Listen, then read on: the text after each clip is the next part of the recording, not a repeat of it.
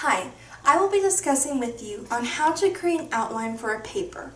While there are many different types of paper, most can be written using a basic outline. So when you start off with your outline, you need to figure out your what, your who, and your why. So your what is your topic. Here I made just a sample outline, and so my topic is I deserve a dog. Your who is who are you writing your paper to. In the college setting, this will most likely be your teacher or fellow students, but for this example, I have parents. And then your why. When you write a paper, you need to figure out why you are writing it. In most cases, it's for 3 reasons. You are either persuading, informing, or entertaining. In this case, we're going to persuade, because I will be persuading my parents that I deserve a dog. The next part is your introduction. This will be the beginning paragraph or paragraphs in your paper.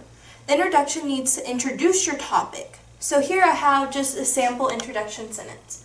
Well, there are a lot of different types of pet. I want a dog the most. Now you know what I want. I want a pet and I want it to be a dog. In most essays, there is a thesis statement. And in many essays, this statement comes in the intro. A thesis statement's job is to state what you will be writing about within your body paragraphs.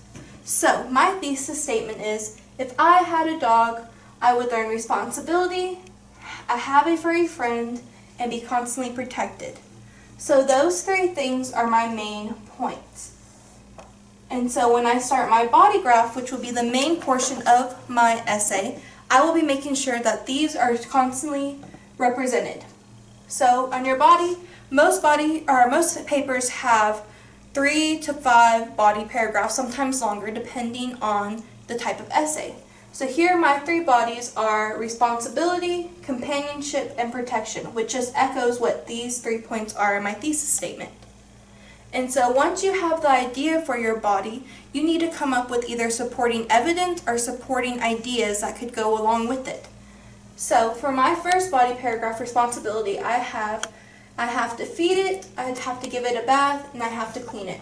All of these would require me to be mature and responsible in order to successfully be able to do it. And then I have companionship. So I could go on walks with my dog, play fetch, or just sit around and pet it, all which would give me a fun, furry little friend to play with. Next, I have protection. So my dog could bark at intruders, scare off people, or even go get help, depending on if it was trained or not.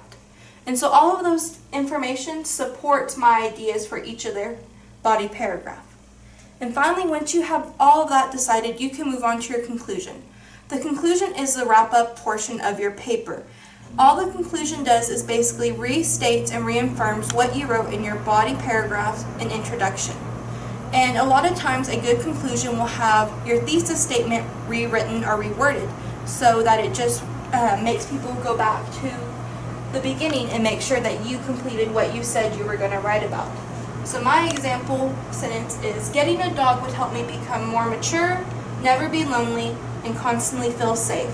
It's not exactly the same as my intro thesis statement, but it's worded similar enough so that you can remember that's what I was supposed to write about, and I in fact did write. I hope you enjoyed this video, I hope you found it very useful, and I hope you continue to use all of the resources S.T.A.R has to offer.